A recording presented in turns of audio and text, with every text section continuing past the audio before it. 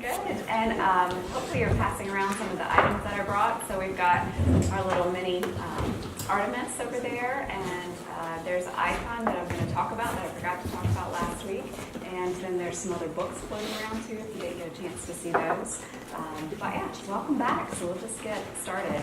So tonight we are going to do the letters to Ephesus and to Smyrna. And you had a little bit of a homework assignment. So if you did it, why don't you go ahead and pull that sheet out. And let me see if I can get this to start running. Here we go. The first one we're going to talk about is the letter to Ephesus. And so you remember I talked about the letter form last week. It looked like this, and that should be what it looks like on the handout that you have, right? And I sent you home to read the letter to Ephesus, and I asked you to focus on these questions. So I'm going to let you guys start talking at your tables, and if you don't have anybody at your table, maybe you can just join up with somebody, at least for this part, and talk about what you decided. What did you find? What did you think about these questions? So go ahead and talk to them.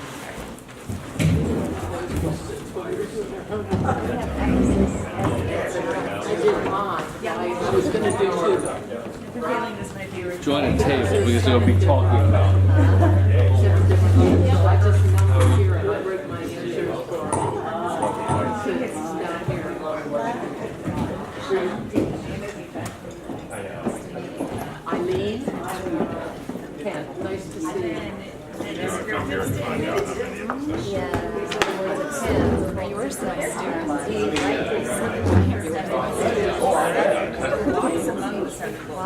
We're about a grade.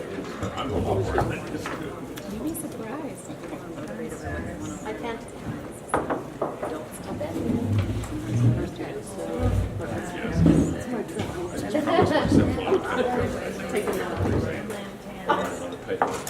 Negative reinforcement.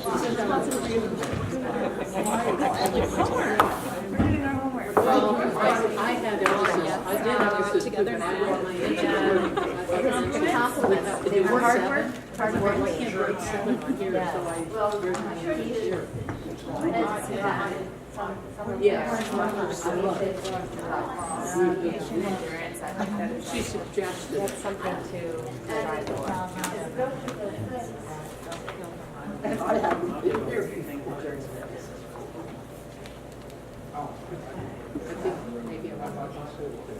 So what did you,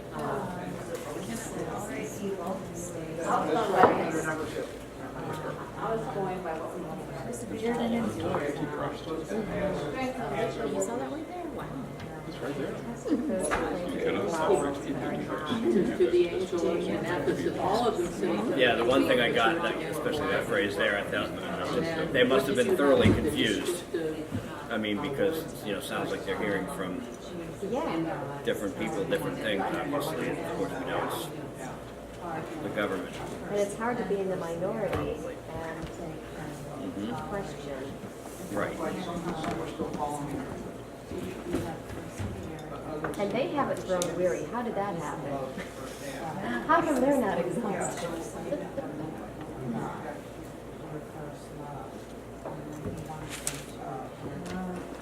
Warning is forsaking your first love.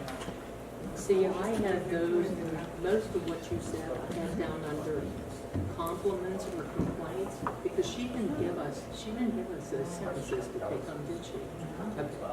So this paper says compliments and complaints, and I had most of those things there, but when it said descriptive statement, It's interesting that like it sort of says how that they it's the refer one to who Christ, walks among the but they seven golden referred that he lampstands, and then in his warning he says, was I will carrying come to seven you and stars, remove your which referred lampstand to from its place. the So it sounds angels. like it's the angel that and walks that he among referred, and that he was walking So you among introduce this section the by seven saying the seven lampstands, churches. which he said were the churches.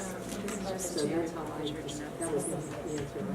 The two, and then I had number 3, So all both those are things that representation. she read, the first I bunch of got stuff. 7 He talked about where the compliments, and then he started talking about complaints, like, you abandoned the love that you once showed. That was a complaint, and he said, you need to get back and start doing again the works that you did at first. You know how we do. I think that happens in church. You get excited about something, and we're doing something that maybe would be what we have you do. and then you drift away from it. You're not doing it anymore. You said, get back to doing this.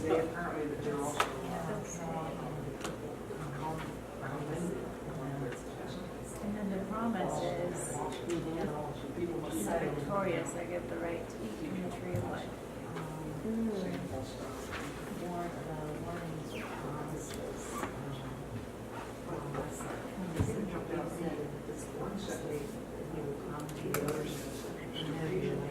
Yes, and so because of what the lamppost stood for, they said earlier that the lamppost stood for the churches, so he meant, I'm going to take the church away if you don't do what you should be doing, that the church is going to fail.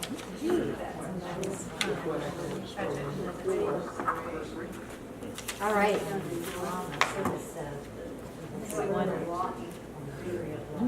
Ephesus is fine. Well, that's exactly what I had. Now, Just am I not correct? Yeah, I admit that's all I In the read. Garden of It Eden, doesn't hurt. he Don't also know talked why. about being in paradise. In the Garden of Eden, the trees that Other notes, who are the Nicolaitans? that was Right. knowledge of good and evil. I had that same Was thought. that a different Yeah.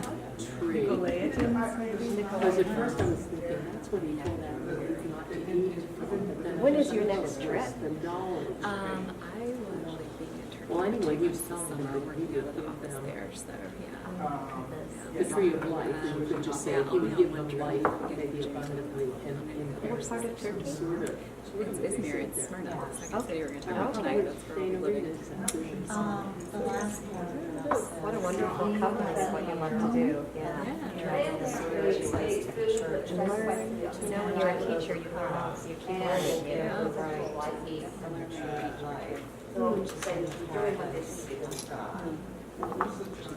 So we're going to do that in the evening.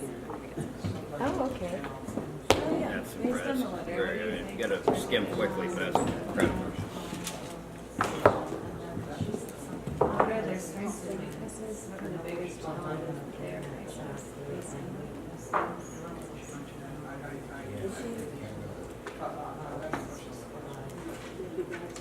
Yeah, that was what, see, I didn't write any, I didn't write any of those things. Well, it sounds like they were What was supposed to be. in the beginning pretty. What did you have for that? Yeah. Toilet, you're always committed. But it's interesting that at the same time as saying they're hardworking, they persevere, they don't tolerate this, it says you've also lost your first love. So maybe they were, or a little more, what's it called? Following the rules, but not for the right reasons. Right. Right? What is the word for That the that? letters, They were led astray by something. like before I really looked at this, and I usually can't remember much This is of the word that's coming to mind, but that's not what I think the way she's teaching it, I will be able to remember some major things. Look by But I was surprised how short. I thought each church would have. Or just maybe just doing things out of that or and not thinking about what they were doing, you know? Why are you doing what you're doing? Well, it's because of what you've always done. Right. It's like ritualistic more than right. Exactly. Yeah. Revelation 2. Doing it because that's how they were shown to do it or whatever, but not knowing why. That's what I did that when I took that whole Bible you're series. saying. I forget who was there. Exactly. This Bible series.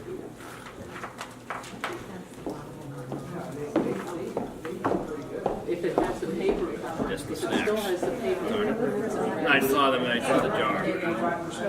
Decided to leave it. I heard at the beginning. Sitting at home today is that's the drawback of being home today and not in the office. I tend to snack all day. Representing But something they eat else. everything in the house. I would go with so much of the biggest. Okay, so you guys ready to tell me what you've come up with? And then down here, it also says it's a circle. Interesting though, what does it mean for the church? Yeah, maybe. What was your question? Are you ready to tell me what you came up with? Maybe? We'll try to answer these questions anyway. Yeah, why not?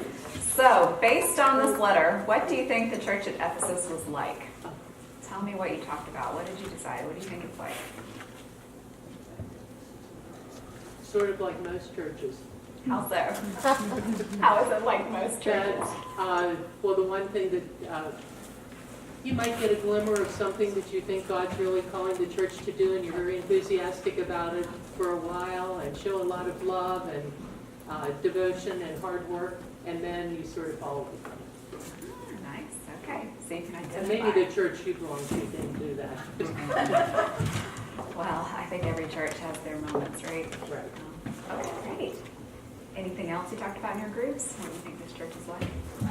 Well, I think extending from that, I think we felt that they, at least a couple of us, felt that they were, as Eileen said, working hard for a while and then slacked off, and then sounded like perhaps they had continued a lot of their going through the motions, or now I forgot the word that we finally put it. Ritualistic. They were doing things because they were shown this is the way you do things, or this is how you're supposed to do things, or what you're supposed to do, but had lost the meaning as to why they did it.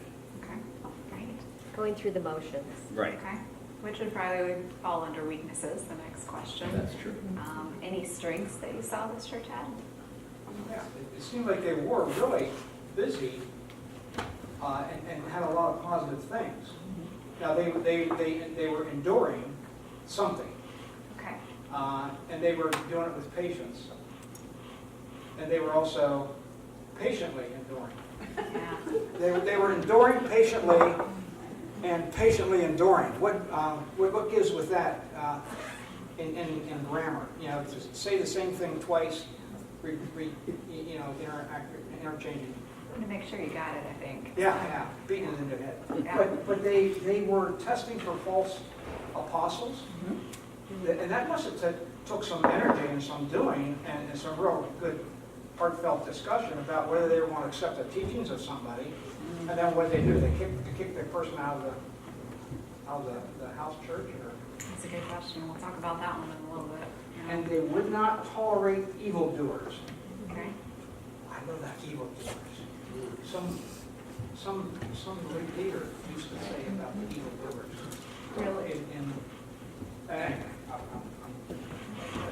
John uses some harsh And they language. hate the works of the Nickelodeons? What's the word? Yeah, the Nicolaitans, yeah. Yeah. Who are they?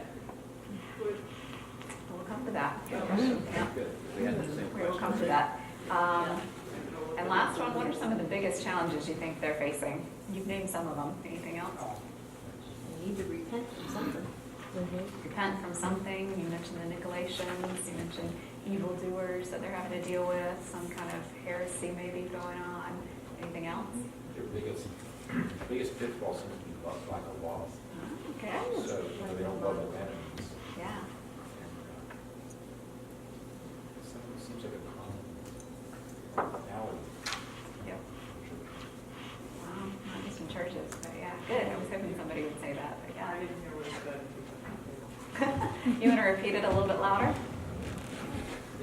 They seem to miss the point about love being the most important issue. So they didn't love their enemies, which we're called to do. So it's easy to point out somebody that did something wrong. But I think it's part of the love that Yeah. You mentioned several things that I think are hard to do, being patient, being loving. Yeah. But being loving, according to Paul, is described as all those other things. Yeah. So the question is, what is he really saying? You're really great at the list, but the list doesn't add up to what he really means. When I looked at it again, for the first time probably in 30 years, my immediate reaction was, love of what? Okay. You lost your love, but love is a nice generic philosophical Yeah. idea. I'm really not clear what it is they've lost, especially since their manner of being falls under the Pauline definition of love. Well, if it makes you feel any better, neither are biblical scholars. There's a good bit of debate about that, so we'll talk about that too. So, okay, you're in good company at least. Okay. Could it be that they've lost their passion for something, their love of? Yeah. That's one thing that people suggest. Yeah. And then Paul says about himself hating manipulation. I hate him too. Yeah. What is that? John uses a lot of strong language for sure. So yeah. Yeah, a lot of strong language. So yeah. Okay. let's go through some of this. So you guys have all read it now, and you've all thought about it. So we'll start out with the introduction. It's pretty easy, first of all. It's written to Ephesus, right? That blank was easy to fill in. And we talked about Ephesus. We learned a little bit of the background last week about the city. I'll bring some of that back in just to remind you. And then the descriptive statement, hopefully that was an easy one to fill in too. So these are the words of the one who holds the 7 stars in his right hand and walks among the 7 gold lampstands. And remember, we talked about 7 being that number of perfection or completion. It shows up a good bit in this tiny little letter. You probably noticed that already. And I did promise last week, I left you on a cliffhanger, and I promised that I would tell you about these 7 stars.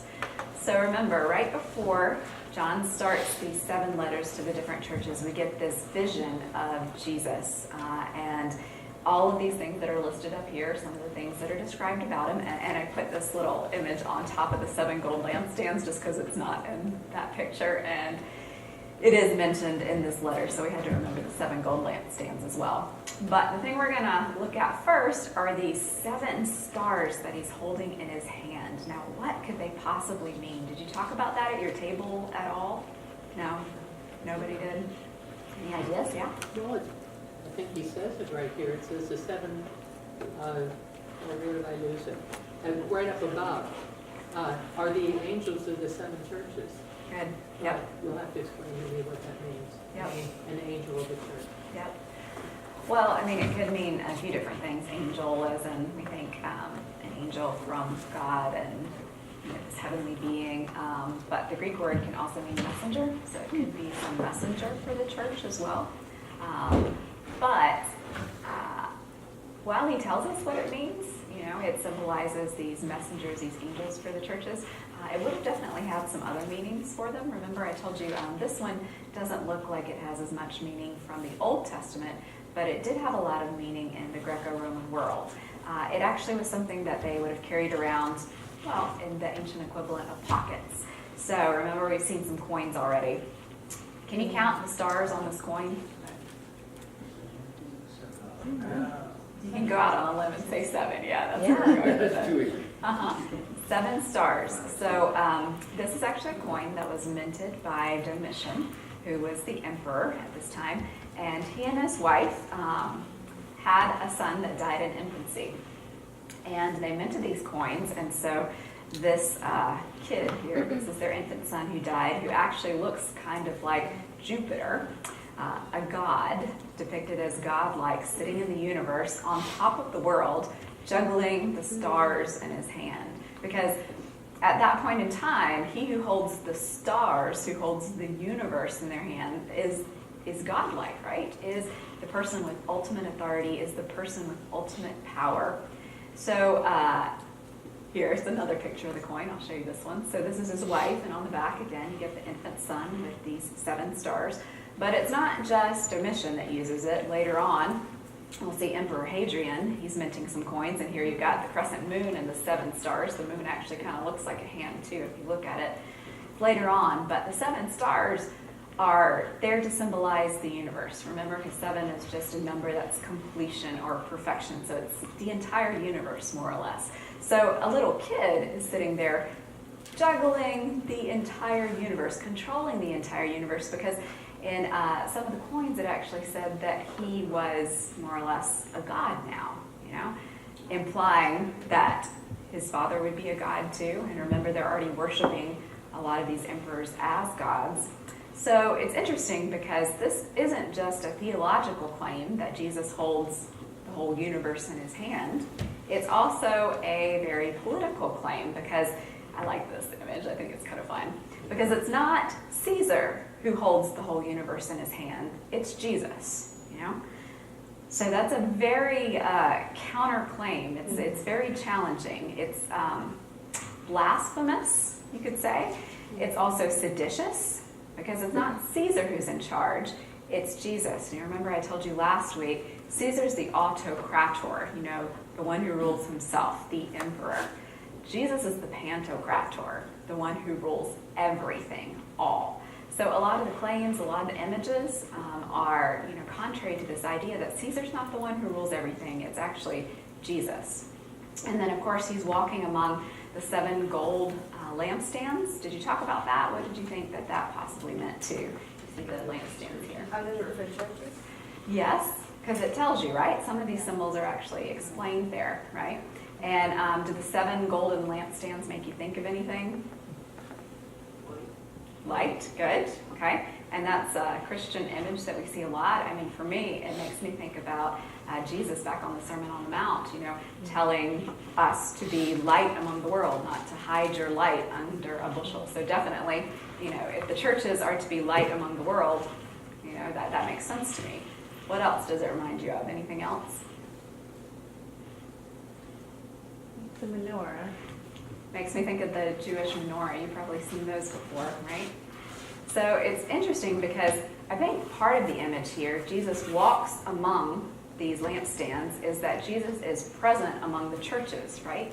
Jesus is there. They're not alone. They're not left to be light out there all by themselves. Jesus is actually there and present with them. So they're not alone in that sense.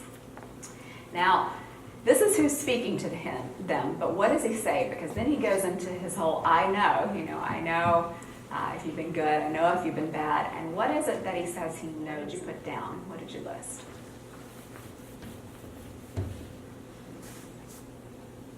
Knows their works, Okay, their labor, and their endurance help what they've done. okay, good. Yeah, You can tolerate evil. great. Bearing up the name of Jesus.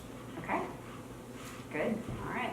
Let's start with the first one you said. So I put actually 2 of the statements here. I just listed them under the heading of endurance because that is what all the churches are called to do. And apparently they're doing a pretty good job of it. He says, I know your works, your labor, and your endurance. And then he'll go on to say, you have shown endurance and put up with a lot for my name's sake, and you haven't gotten tired. So the question is, were you wondering this? What have they been enduring, right? Did you come up with any possibilities? What is it that's been going on in Ephesus? What have they had to deal with? False worship. Okay, good. What else? Persecution, right? Some type of persecution. Yeah, we'll get to that in a minute. Anything else? Think of? Yeah. Yeah, this is one of those where, again, there are lots of different explanations because there are many different people who are interpreting this letter, but some that I've come across and some of the different commentaries are, some people say maybe it's just the work and the weariness of the world. Maybe they're just having to endure that. Possible. We all endure that. I don't know if that's necessarily what he would bring up, but it's possible. Some people think that maybe they have grown weary of doing their missionary work because in some other places in the Bible, this term has been connected with missionary work. So maybe there's something there that's been a real challenge for them, and have they grown weary of doing that? That's been suggested. Another one that you guys mentioned was persecution, but I mean, what is that type of persecution? Well, clearly it has something to do with being identified as a Christian because they're bearing his name, right? So they're being harassed in some sort of way. One scholar that I really like, his name is Michael Gorman, and he started listing different types of persecution that you see in these different churches. And so here's some that we'll see throughout the letters. So one could just be some type of harassment, being identified as a Christian, just bearing that name, just kind of a social outcast. It could be economic. Remember we talked about that last time, like how did that affect their ability to get employment? Are they just blackballed? Are they not allowed to participate in the guilds? Could be economic. It could be slander. We hear about slander from certain Jews. We'll get to that later on in the next letter. So people are saying bad things about them. It could be fear of being arrested, and that's entirely possible. It could even be martyrdom. So it could be some actual physical persecution. So we've got a lot of different things going on here. Definitely it's the first one, we know, so it's something about bearing the name, but all of these are possible in one way or another. We're not exactly told what it was, but we're told that they endure. Whatever it was, they're good at that. They're patiently enduring. And then the other thing that I noticed that they're complimented on is, I put it under the heading of orthodoxy. So I also know that you don't put up with those who are evil. You guys mentioned that. You have tested those who say that they are apostles but are not, and you have found them to be liars. And then later on, if you skip down, I just pulled this part back up here because it makes more sense there. Sometimes that structure I gave you doesn't fit exactly, but more or less they do kind of keep to it. Then later on we hear, but you have this in your favor. You hate what the Nicolaitans are doing, which I also hate. Okay? So Nicolaitans, like what is that? What is going on? We're going to talk about all these different things. So who are these evildoers? What is it that they're dealing with? What kind of heresy is it? Well, remember last week I told you that one of the things that Ephesus was known for was Artemis. We've got her back over there, and this is a reconstruction of what the temple might have looked like. Again, it's one of the 7 wonders of the world. It's bigger than pretty much any other temple at that point. It's got like a 1,200-year history. People come to visit Ephesus to go to this temple, right? So it could just be that they're putting up with and dealing with people who maybe want to mix Christianity with worship of Artemis. It could be they're being harassed, like Paul was, by people who are losing money. If they're getting some converts, then people aren't buying all the little temples that they're making. That's possible too. And I thought you might like to see, I like reconstructions, and I didn't show you much of those last week. So this is a reconstruction of what Ephesus would look like at that time, and here it gives you some names. What it also could be, remember last week we talked about, it's not just temples to other gods that we know about from Greek mythology, it's also that they had a lot of temples to the Caesars themselves.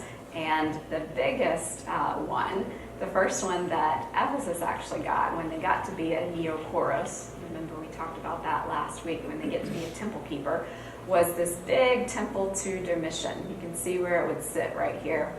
So it's a rather large structure. What's that? One day will be like that, the ruins of Harris Street. You're right. The ruins of Pine Street. Oh, that's horrible to think about it.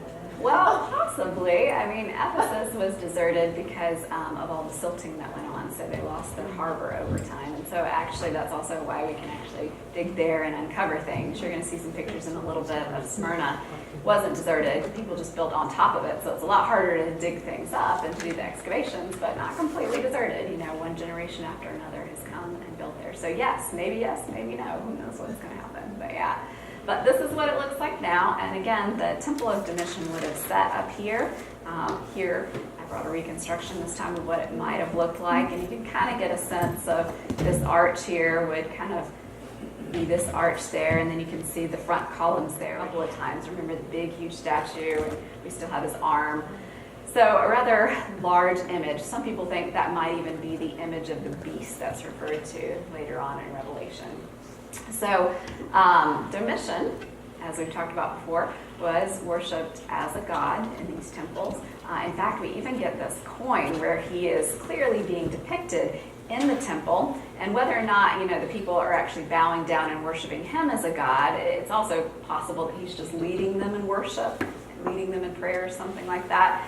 But clearly, there's a connection between him and the temple, and I mean, if you're just a normal, everyday guy looking at this image, to me, it would symbolize, well, we're supposed to bow down and worship him, right? So it could be that they're dealing with. There's all kinds of things that could have been going on. The Nicolaitans, though, that's an interesting one, and there are a few different theories about that. So you've heard the word Nike before. If nothing else, because of this, right? That's where it comes from, the swoosh. It has to do with the goddess Nike. You know, she's swift-footed. She would deliver victory. But anyway, it's possible that all the name means is that these are victors, because that's what Nike means, is victory. So they're people who conquer or who are victorious. That's who the Nicolaitans are. So it's possible that that's where it comes from. But we actually hear from some early Christians that there was a heresy, and they attribute it to this guy that gets mentioned in Acts. So perhaps you remember in Acts, after Judas has betrayed Jesus, you know, they're down one apostle, and so they decide to replace them. But then they also decide to appoint 7 men to kind of take care of the widows and some of the other business that they couldn't handle themselves. And so they get 7 men to do it. One of them was Stephen, the very first Christian martyr, and he's probably the most famous of that group of 7. But another guy was named Nicholas. And so if you read some of the early church fathers, they attribute a heresy called the Nicolaitanian heresy to this guy named Nicholas. And so what we learned from them later on is that it looks like it might have been a docetic heresy, again claiming that Jesus only looked human, but really wasn't. So kind of emphasizing his divinity more than his humanity. So this could kind of be a precursor to that. It's possible. We're not entirely sure, but this will come back up again in one of the other churches. So these are just some theories of what it possibly could be that they're dealing with at that point. But whatever they were dealing with, we're told that they are enduring it and that they're really good at spotting heresy, right? What they're not so good at, the complaint though, and you did a good job picking this one up, you'll forgive me. The complaint was that they had lost that loving feeling, right? I love 80s movies, so I had to bring it in. I know, I won't make you look at it all night long, but anyway, sorry, couldn't help it. You'll remember it now. You'll remember the problem in Ephesus, right? So, but I have this against you. You have let go of the love that you had at first. But this is the question you brought up. What love? What does that mean? And some of you raised some really good ideas. Is it just that love for a new religion? Is it the enthusiasm that you have for faith at first? I mean, just the enthusiasm that you have for any new thing? Is that it? Is that what they've lost? Well, possibly, but it doesn't sound like it from the rest of the letter, does it? Because clearly they've been enduring. It doesn't sound like many of them have been apostatizing, right? Clearly they're concerned enough about their faith that they're trying to root out heresy. They're trying to hold, to an orthodox line. So it doesn't sound like it's that. It's been suggested. It's possible. Could it be, again, I mentioned earlier that that growing weary in other parts of the Bible is connected with missionary evangelism. So is it possible that they have lost that evangelistic zeal? That's been suggested by some commentators. Some people said maybe it's Christ, like Christ is their first love. Have they lost their love for Christ? I don't know. Again, that one I don't find as persuasive either, because they seem to be doing a pretty good job from the first part of the letter, right? What I think, and you can disagree with me again, but I think it's that they've lost their mutual love for one another. That's what some commentators believe. I kind of go with them on this one, and part of it is because of what I told you last week. Remember, we were talking about how some of the other letters that we have from John kind of help us have an idea of what's going on in Asia Minor at this time, and one of the things that's going on then is that they've had these big schisms. They've been fighting amongst themselves, right? So they've had these splits, and if you look in the letters, there's some really hostile language that is used. And you already picked out some of it tonight. Liars, I mean, it's just really harsh language. But in 1 John, it's similar. Deceivers, liars, false prophets, antichrist. We don't see that come back up in Revelation. But some of these other words we saw again tonight, right? So it seems like a similar sort of thing is going on. They're having trouble getting along. And in the letters, the 2nd and 3rd John, it's a hospitality issue. So apparently they're not receiving one another. Well, I'm not going to accept your leader who you've sent, and I'm not going to accept yours. So clearly it looks like they have a love problem, not just even loving their enemies, but even love amongst themselves seems to be a problem. I don't know. What do you think? It sounds like they're very dualistic, right and wrong, and nothing tears apart people faster, quicker, more effectively than thinking I'm right or I'm wrong. And so, but Jesus does that. He says that's wrong, but he goes on to say he's still in love with the person or the situation. Well, not the situation, but I think that's something we do very well as people. We're very dualistic, and when we think that way, we start to act that way. Yeah. It sounds like that's what they were doing. Yeah. You just made me think of several different things. One of them is, it's interesting, if you go back to the Gospels themselves, have you ever noticed that Matthew, Mark, and Luke kind of sound a lot more alike than John, which is very different. So maybe Pastor Russell has told you about that before. John's very different than the other three, but in John, Jesus himself is very dualistic. There's a lot of light and darkness, a lot of love and hate, a lot of, black and white sort of language. And again, if this is the same John, it's interesting because, is that part of what's coming out of his teaching, I wonder, because he's got this dualism going on. So how do you have this dualistic sort of mentality and still maintain this love, which he very much emphasizes in the letters too, that you've got to love one another. You're right, it's really difficult to hold those things together. But one thing I did notice when I was reading it is one thing he doesn't say is he doesn't say that he hates any of those people. Like, he doesn't hate the Nicolaitans. He hates what they're doing, but he never says that he hates the people, right? And I think that's a really important distinction. You probably heard that many times before, love the sinner, hate the sin, which is kind of a difficult thing to separate, This is one of my favorite summaries, I think, of what is going on. So this scholar says, they had lost the offensive of love and adopted the defensive of orthodoxy. Isn't that kind of an interesting way to think about it? They had lost the offensive of love and adopted the defenses of orthodoxy. And earlier you were saying, sounds a lot like Paul, doesn't it? So I figured I might as well bring that in because it's a good reminder, right? So this is what we get in Paul. He says, if I speak in tongues of human beings and of angels, but I don't have love, I'm a clanging gong or a clashing cymbal. If I have the gift of prophecy and I know, it seems like they were really good at know all the mysteries and everything else, and if I have such complete faith that I can move mountains, but I don't have love, I'm nothing. If I give away everything that I have and hand over my own body to feel good about what I've done, but I don't have love, I receive no benefit whatsoever. Love is patient. Love is kind. It isn't jealous. It doesn't brag. It isn't arrogant. It isn't rude. It doesn't seek its own advantage. It isn't irritable. It doesn't keep a record of complaints. It isn't happy with injustice, but it is happy with the truth. Love puts up with all things, trusts in all things, hopes for all things, endures all things. Love never fails. As for the prophecies, they will be brought to an end. As for the tongues, they will stop.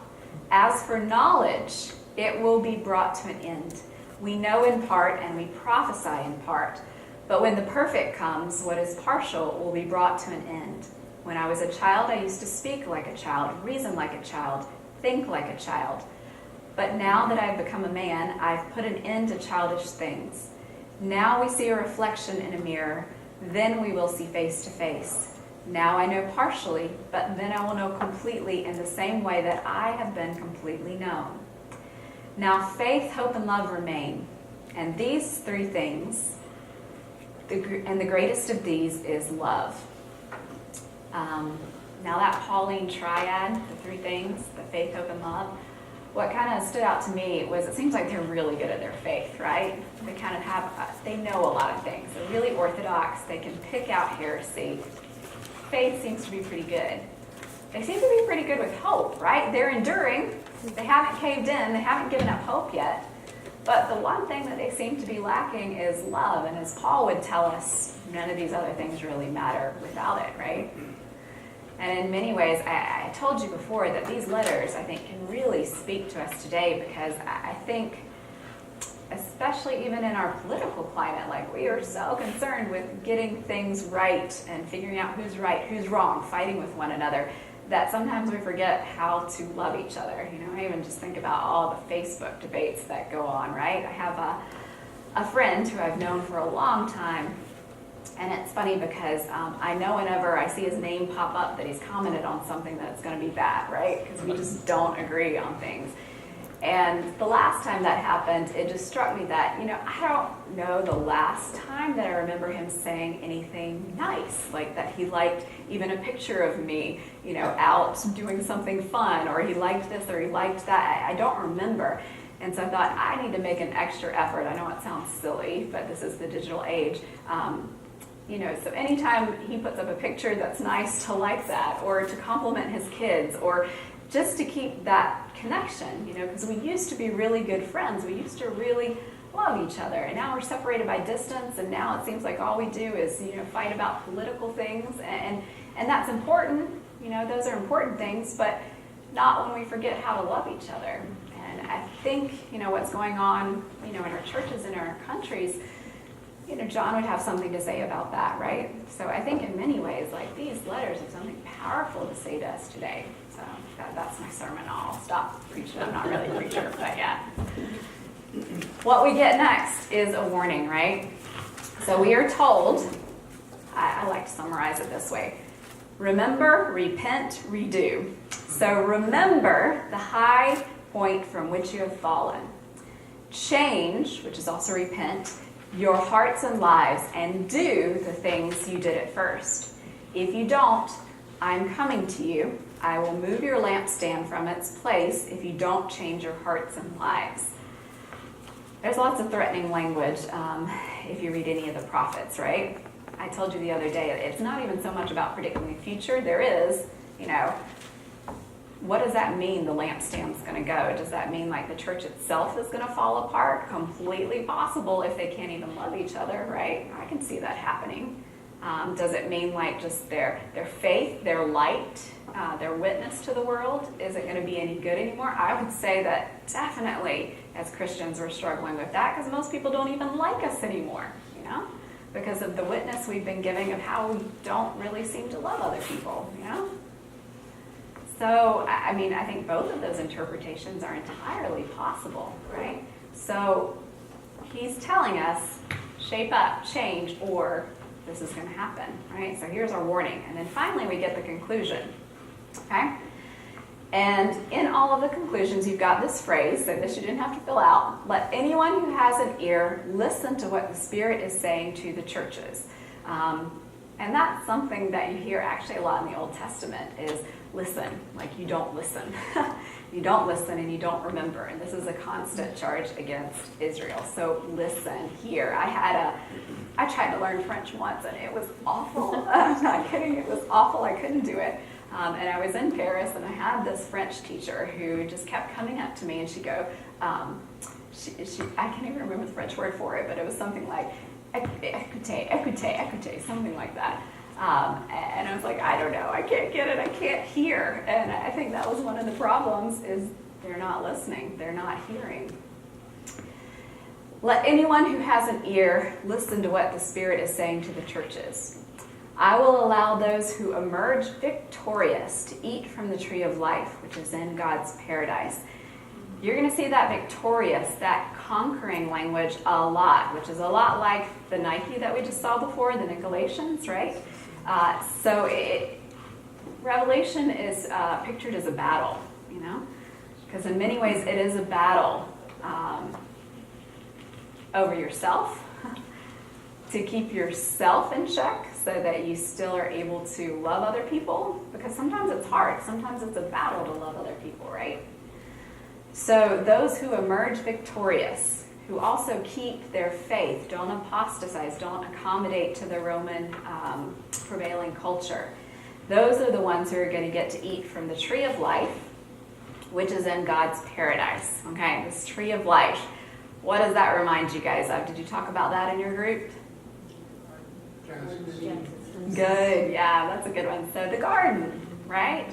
In Genesis, the Garden of Eden. And I think it's amazing that the Bible starts in a garden and it ends in a garden, right?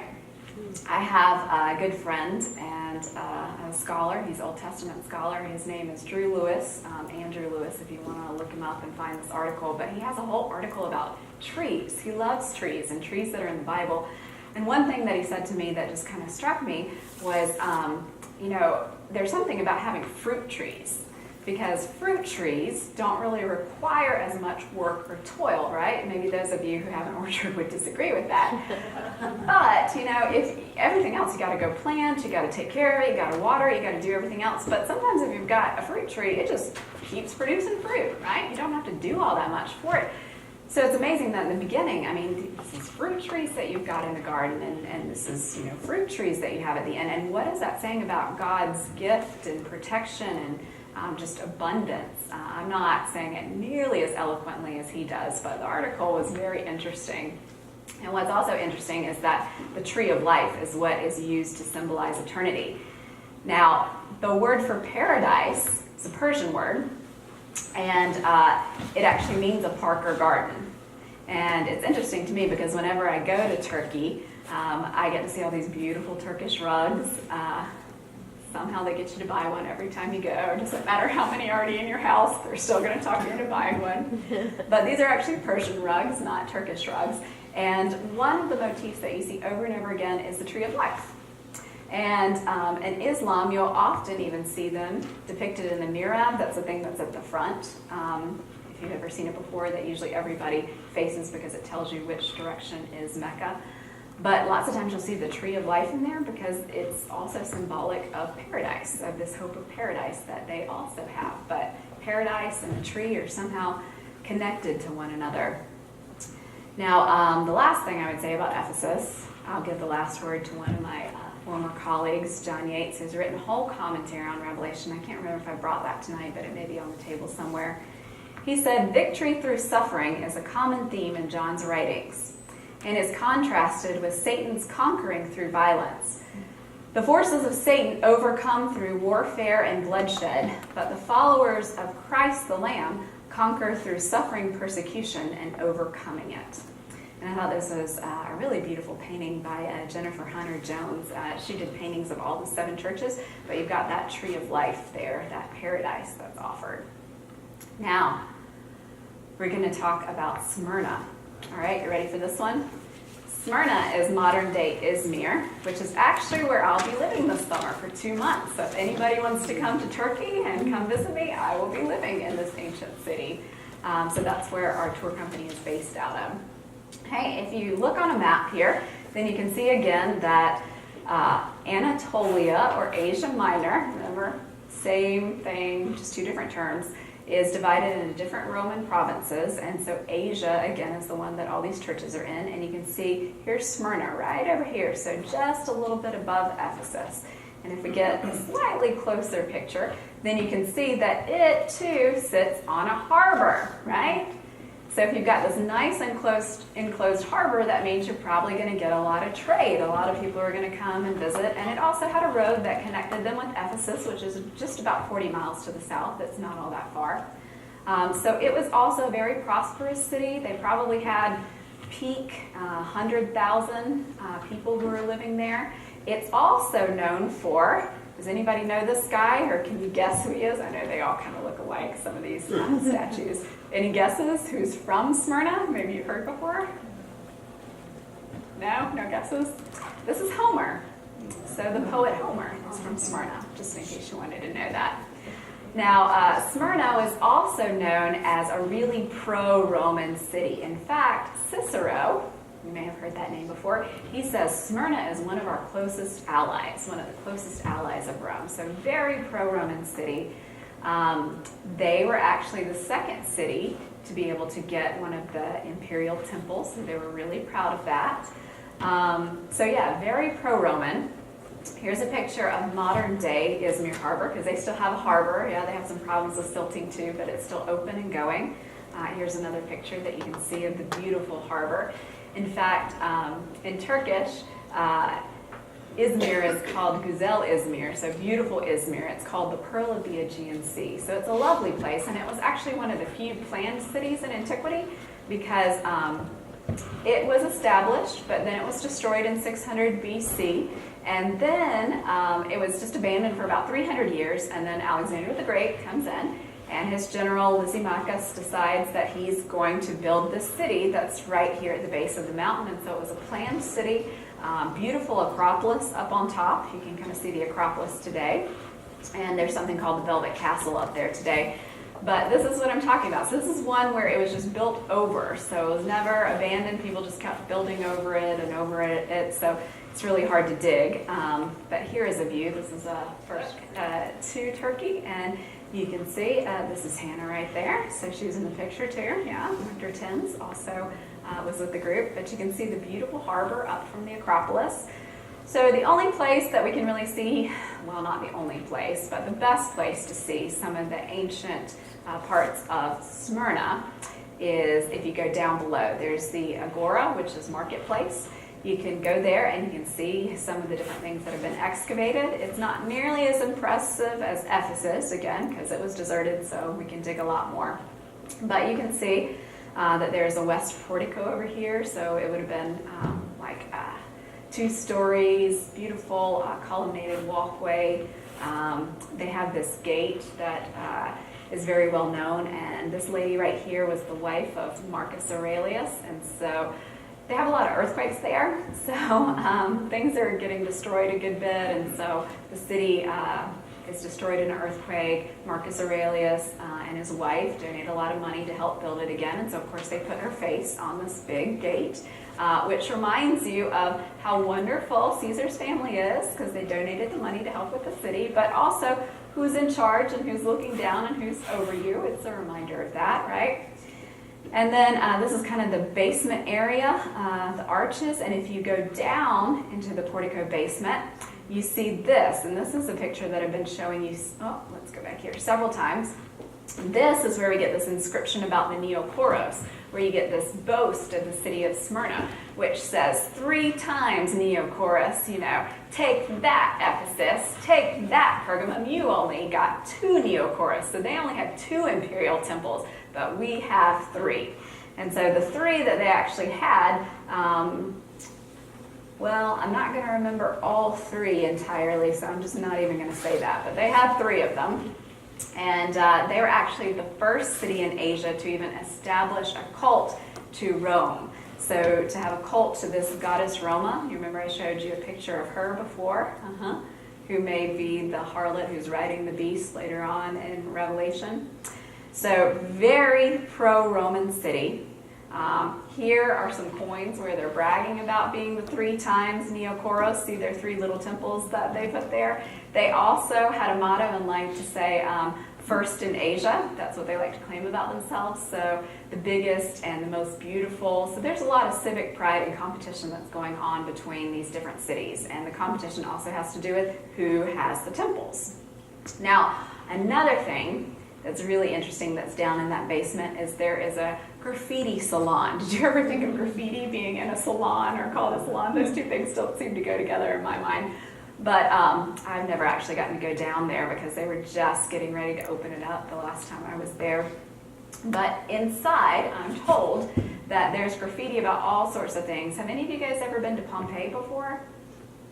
Yeah? Oh, you're so lucky because I've still never gotten to go there. But they say the graffiti in Pompeii is pretty cool, and you see things about love and sex and religion and politics and just any and everything, right, written on the walls. Well, they have that down there too, and one of the first Christian graffiti inscriptions is down there, and it basically says, "The one who is given the Spirit," is what the graffiti says, which at least tells us that there were Christians and believers in this city who were worshiping there, who were writing graffiti. So just kind of a side note, interesting for you there. Now, how did Christianity even get to this city, you may be wondering, or maybe you're not. So we have a lot of other texts that are not in our canon, right? So you know that there were other Acts of the Apostles that were written. There were some other Gospels that are written in the first few centuries. One is called the Acts of John. And supposedly it's written by Prochorus, which if you hold up that icon over there, that's what I meant to say. Nope, the icon. That has John and Prochorus, who was, you remember I told you earlier that Stephen and Nicholas were 2 of the 7 people that were appointed in Acts. Well, Prochorus was the 3rd one that's listed in that passage if you go back there.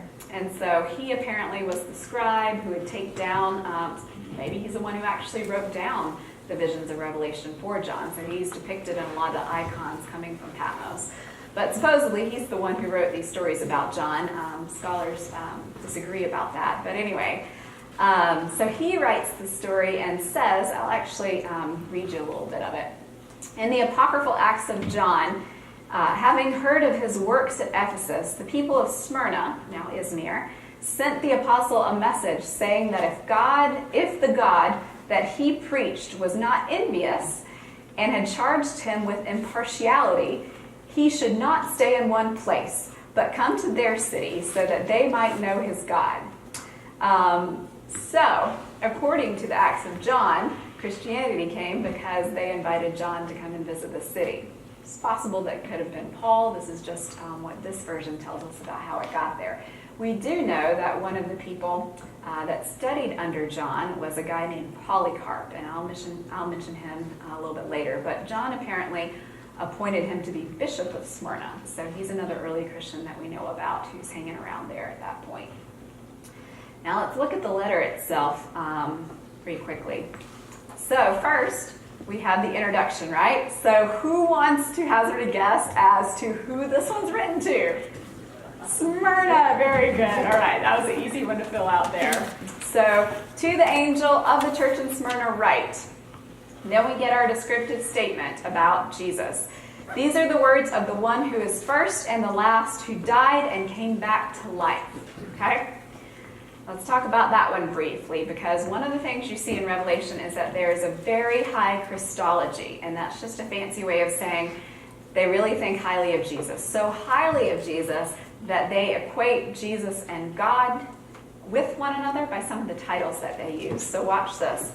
We've already been told in chapter 1 that God is the Alpha and Omega, which is the first and last letter of the Greek alphabet, which is the first and last letter of the Greek alphabet, right? Jesus is also called the first and the last. We've also already been told that God is the one who is and who was and who is to come, basically the living God, right? Jesus is also called the one who is dead and came to life, the firstborn from among the dead. So a lot of people think that there's a lot of similarity there. This is just stuff that we see at the beginning. There's a lot of other stuff that goes on in Revelation. So very high Christological statements here. Why would they focus on Jesus being the one who has died and come back? Which I showed you the picture of the vision of Jesus. This actually isn't a description of what he looks like. This is what he says during that vision. So that's what they're quoting at this point, is what Jesus says in the vision. But it's interesting because this descriptive statement is talking about the one who's dead and who has come to life again. Why would that be important to the people of Smyrna? Why do you think he starts out with that particular piece of the vision? Because they're suffering death. They're suffering death, right? We're going to see about that in a little bit. It's possible that if you are, maybe you haven't suffered martyrdom, but maybe you're facing the possibility of it, it's really comforting to hear that the one who you're facing it for is the one who died and came back. Like Jesus suffered the same thing that you're going through. You're not alone. Just like in Ephesus, we're told Jesus is walking amongst the 7 lampstands. He's with you. He's present. But he also went through what you also went through. So I could see how that would be really important to people who are facing possible martyrdom, right? It's a short letter too, by the way. I should mention that. It's the shortest one. So we quickly get into the body of the letter, where Jesus starts by talking about I know. And interestingly enough, I would say he knows that they also are enduring. Endurance is a huge theme throughout Revelation, right? Now, what are they enduring? Well, several things. Apparently, they're enduring some type of economic and or social deprivation. Remember, I listed some of the things that they're enduring, the types of persecution that they might be undergoing. So we're told, I know your hardship and poverty, though you are actually rich. So apparently, because they're Christians, they are facing some type of poverty, some type of affliction. That thlipsis is the Greek word that just means, really serious sort of hardship, really serious sort of persecution. So we don't know exactly what, but remember I suggested last week that if you can't participate in the emperor worship, then that means you can't be part of these trade guilds, which means you may be kicked out, can't find work. Something else that's important to remember is that Christianity originally was a sect within Judaism, or that's the way it looked to the Roman government, so they kind of got a pass at first. So Judaism had exemption from participating in these emperor festivities, these emperor rituals. They didn't have to do it. Even later on, under Vespasian, they're allowed to pay a tax rather than having to participate. But if you're no longer considered to be Jewish, you don't have this special exemption anymore, right? So, again, what happens if you are not participating, if you're not doing your civic duty? Well, there could be a lot of economic hardship. There could be a lot of social persecution. There's apparently some slander that's going on as well. We're told, I also know the hurtful things that have been spoken about you by those who say they are Jews, though they are not, but are really Satan's synagogue. That's some harsh language there. Yeah, some really harsh language there. We're not entirely sure what's going on there. There's several different theories, but again, there's been a parting of ways between Christianity and Judaism. So even the Jewish Christians, the ones who are ethnically Jewish, they would have been put outside of the synagogue, right? So it's possible that from John's perspective, the Jews did not recognize their Messiah. They're not, in some sense,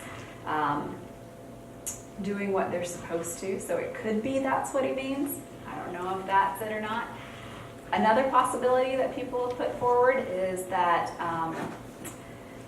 they had to pay this tax, right, to be exempt from participating in the imperial worship.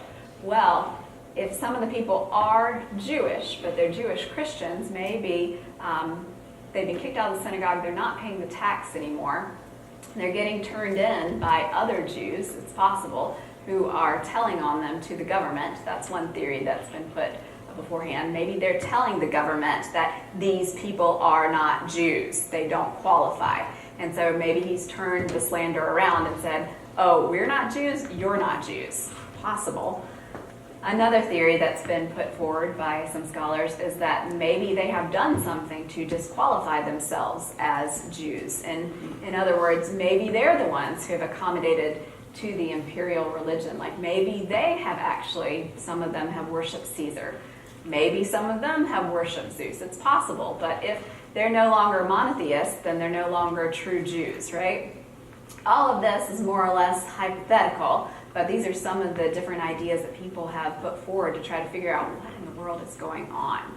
Do you guys have any other ideas or things that maybe you've heard before? No? You heard one? John's Gospel speaks, at least in one place, maybe several, about the Jews. And derived from that all kinds of horrific stuff since that time. But in fact, maybe what John is really talking about is a schism within the community. Yeah, it's Or entirely Jews who possible. become oppressors. I'll tell you in a minute about Polycarp, because he actually does become a martyr. So we know that eventually in Smyrna, some Christians are going to be killed, even if they haven't been already. But in the account of Polycarp's martyrdom, it actually talks about the Jews participating, even though it was on the Sabbath. They make a point of that. Like, they still go to participate in the martyrdom of Polycarp. So maybe that's part of it too. I mean, maybe they were telling on these Christians, and maybe they're turning them into the authorities. Don't know. But it could be, because maybe they have some competition for who actually has this exemption from the imperial worship, that they don't want anybody else trying for that exemption and putting theirs at risk. It's possible. These are just different theories. So another thing that's happening is apparently they think they may be arrested soon. And John tells them, don't be afraid of what you're going to suffer. Look, the devil is going to throw some of you into prison in order to test you. You will suffer hardship for 10 days. Okay? And it's interesting because that is actually in the future tense. So he's talking about something that is going to happen. Now, The word devil or Satan, you may have heard before, but it actually means accuser. So if you go back in the Old Testament, and for instance, if you read in the book of Job, Satan goes before God to accuse, kind of like a prosecuting attorney, maybe something like that, to accuse Job of something, to prosecute him. So it's interesting because you have the connection here between the devil and the prison. So it's the accuser that gets you thrown into jail or prison, which wasn't like a prison today where you're held indefinitely. It's just the holding place until you come to trial. So, you know, the trial, the test, actually the word temptation, like these are all translations for basically the same word, which I spent a lot of time studying when I was doing my PhD. But so testing, temptation, trial, they all have to do with the same thing. And it's interesting that this accuser is the one who's making you undergo the trial and, you know, putting you in the jail. So is it metaphorical? Is it talking about, you know, anyone who sides with Satan or sides with the beast, as we will see later on in Revelation? The beast, you know, being the Roman Empire, if we're taking that, all possible. What were you going to say? Or could the reference be right back to the sentence before that? Those folks down at the synagogue of Satan, who claim to be Jews, are about to put you in jail. Yeah, it's possible, yeah. And then the 10 days, a lot of the numbers in Revelation are symbolic, so that's entirely possible that it just means a period of time. We see that 10 reference in other places in the Old Testament as well. Could also be referring to, you've heard of the gladiatorial games before? Yeah, probably most of you have watched a movie about that at some point. Well, that's another point of civic pride, like which city can host the best gladiatorial games and, you know, have all these big spectacles. And we do know that over time, criminals and Christians would be put to death before these gladiatorial games. You know, they're thrown to the wild beast. They are burned at the stake. These kinds of things happen. And in some inscriptions that we even find in Smyrna itself, as well as another place, it talks about people saying, oh, we hosted these games for a period of so many days. So some people have put forward, you know, is it possible that they're referring to a 10-day period of the games in which some people will be martyred or persecuted? So could be symbolic, could be literal. It's possible. Yeah. And then complaints. You guys tell me, what are the complaints in this letter?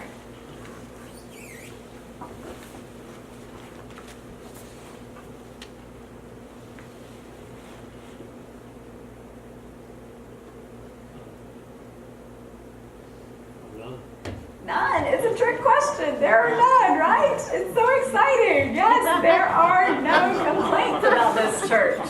They're one of two churches that nobody complains about. So that's really exciting. This is also why it's much shorter than some of the others. In fact, we don't get a warning either. Instead, lucky people in Smyrna, they just get a promise. And again, it's connected with this theme that we're already seeing developing about life and death. This is coming up a lot in this letter. Be faithful, even to the point of death, and I will give you the crown of life. Okay? So what is this crown referring to? Well, there are different theories on that too. I showed you the Acropolis of Smyrna.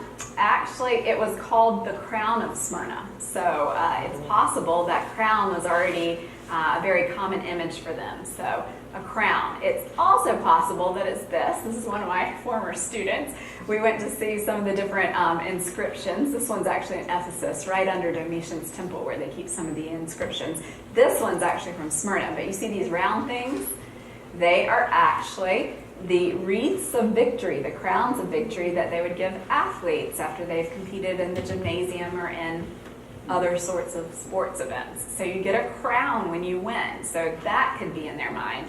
It's also possible that this is in their mind. It goes back to those coins that they carry around in their pockets. But a lot of the coins that were minted in Smyrna had this victory wreath on them. So that crown was a really important symbol in Smyrna. And interestingly enough, on the front of this coin is another goddess, and this is the goddess Tyche. And does anybody know what she's the goddess of? You've heard that before? She's a little tyke, isn't she? She's a little tyke. No, not exactly. No, she's not a little tyke. So she is the goddess of luck. Like the word in Greek means luck. And so there are actually a lot of inscriptions in Smyrna itself that start out with wishing good luck to someone. And she's a very popular goddess because back in those days, well, it's kind of fatalistic. You know, you didn't know why these horrible things were happening to you. You didn't know if you're going to have good fortune, bad fortune, right? Who knows what's going to happen? Your life is just all kind of one big guess. So you really hope that the goddess of fortune, the goddess of luck, is going to be on your side. So in some ways, I think it's very reassuring that we're told again and again in this letter that you don't have to worry about luck so much. You have a God who has died but has been resurrected. You have a God that is promising you this crown of life, even if you have to go through persecution, even if you have to face death. It's not, maybe it's going to be good for me, maybe it's going to be bad for me. It's just a yes, it's going to be good. You know, God is going to take care of you, even through all the bad things. And again, if we go back to the letter in Ephesus, your God walks amongst you, among the golden lampstands. Your God has been through exactly what you've been through before. It's not I'm going to pray and hope this God treats me good. This is a promise that the crown of life will be given to those who endure, right? And then finally, we get a conclusion here. That same phrase, let anyone who has an ear, ekute, listen to what the Spirit is saying to the churches. This is the eschatological promise that we get. That just means, you know, kind of like end time promise. Those who emerge victorious won't be hurt by the second death. And again, we have this conquering, this victory language that is here. And in rabbinic literature, the first death is just your natural death. Everybody's got to die, right? But the second death is the judgment that everyone's going to face. You won't be harmed with the judgment. And the second death phrase really only occurs in Revelation. Could be talking about annihilation, could be referring to punishment, but there's the promise that, you know, though you may suffer now, you won't suffer during that second death, right? And I think, again, it's interesting that Smyrna's letter has so much to do with life and death, that we keep hearing about this, because the word Smyrna is actually, etymologically, it's actually the same Greek word for myrrh, which is a sweet-smelling spice in which the dead bodies were wrapped. Remember, it's one of the things that Jesus gets at his birth, but they also wrap him in at his death.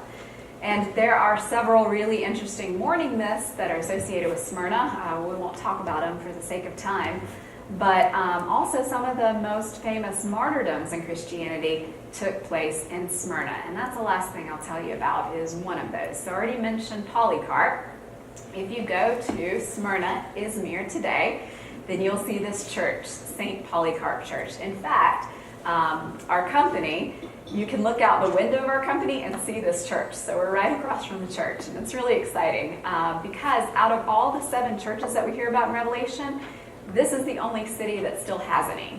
It's the only one that's still alive at this point, which I think is really interesting. So they have active churches, including this one, that's dedicated to St. Polycarp. So St. Polycarp, here you go again. We're told that he was trained by John, appointed as Bishop of Smyrna by John. Unfortunately, he is also going to be a martyr later on, and he lived around 69 to 156 AD, and then he probably died somewhere between 138, 61, sometime in that period. So during the 2nd century is when he is actually martyred. And so we get an account of what happens to him, but first I'll show you some inside the church because it's really pretty. And because if you keep looking up at the top, you're going to see a picture of Polycarp's martyrdom. Can everybody see that there? So the legend goes that they were actually holding some of these games in the stadium, and this young Christian is actually martyred, and he does such a good job bearing up, enduring, that the crowd is not entertained. And so they start calling, bring us Polycarp, we want Polycarp. And his friends hear about this, so they get him out of town. He has a vision about flames and burning. Later on, they find out where he is.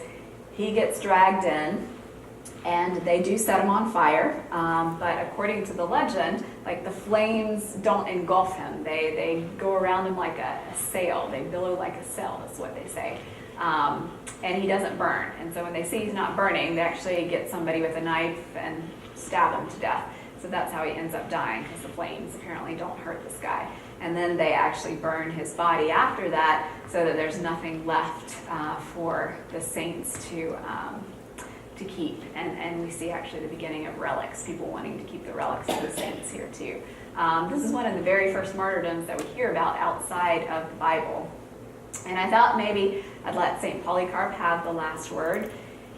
When he was asked to renounce his faith, this is what he said: "For 86 years I have been his servant, and he has never done me wrong. How can I blaspheme my king who has saved me?" So we know that St. Polycarp endured to the end, and presumably, he is enjoying that crown of life now that was promised to him. So he didn't give up.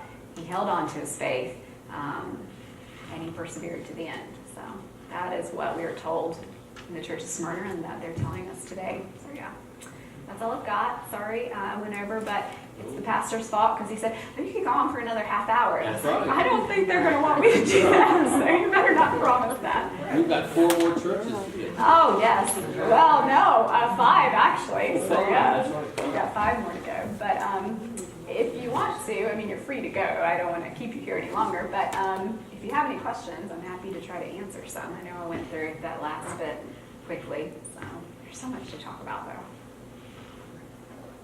So is there any fallout from the writing of Revelation and those letters that circulated through those churches? Had the Roman government received word of those, I imagine it would bode well for you. It's a good question. I don't know. I'd have to do some research. I don't know of any particular fallout, but that's a great question. Yeah. The 7 churches, do the 7 issues brought out in Revelations basically categorize major focus on churches? It captures everything? Yeah, that's what a lot of people say. So some people have, they take the 7 churches more as symbolic. They represent all the churches, which is true. Like, we can all identify with those things. But we're definitely shown different ways of how they're dealing with the Roman Empire and this temptation to accommodate, to apostatize. You can already see, like, these 2 churches, they're both standing strong, they're both enduring, but it's affecting them in different ways. So definitely, I think that's part of it. We're seeing they're facing different challenges, but also the same ones, since they're under the Roman Empire, and they definitely are handling it in different ways. You'll see that more next week for sure. Yeah, with the churches, we'll talk about them. Yeah. Is the presumption that the revelation is of one piece, or that these various things were circulating at different times to different places and came together at some point? I have never heard that theory to be put forward. It doesn't mean that somebody hasn't, but just, no, usually it looks like it's this one Sure. freeform piece. Yeah. But there's no indication that Smyrna got their email. No, if you remember from last week, we were talking about how it looks like it's a circular letter, but a lot of different little letters within that circular letter. So it looks like it was meant to circulate all together as this one preform piece. I don't know. That's an interesting theory. I'm sure somebody will write something about it, though, because you gotta come up with some idea for a dissertation that's different, right? No, thanks. So yeah. PhDs are not my. Yeah, PhD, not a good degree. So that's what I say. Yeah. Anything else? No? Do you feel like you can identify with some of what these churches are going through, or that they have messages for us today? The correct answer is just to nod your head. Yes. That's what you do to make a teacher happy, right? Meg, something, I don't know if I told you this, but I read something it's interesting, the letters are written not to the churches, but to the angels of the churches. Mm-hmm. And this one writer says the angel is symbolic of the spirituality of that church. Mm-hmm. So John is addressing each church's different spirituality. Yeah. And then he turns around and says, well, how would you define the spirituality of your congregation? What's the angel here? Do you really want them to talk No. about that? They'd have some good things to say. That kind of self-reflection is difficult to do, isn't it? But important. So, yeah. Okay, well, thank you. you have any other questions, I'll stick around for a few minutes, but yeah, Are thank we you for going to having cover me. two churches next week then? Yes, so you could go ahead and read the next two churches. So that would be Pergamum and Thyatira. You might possibly get to a third, but I don't know if I want to push my luck. We'll see. Okay.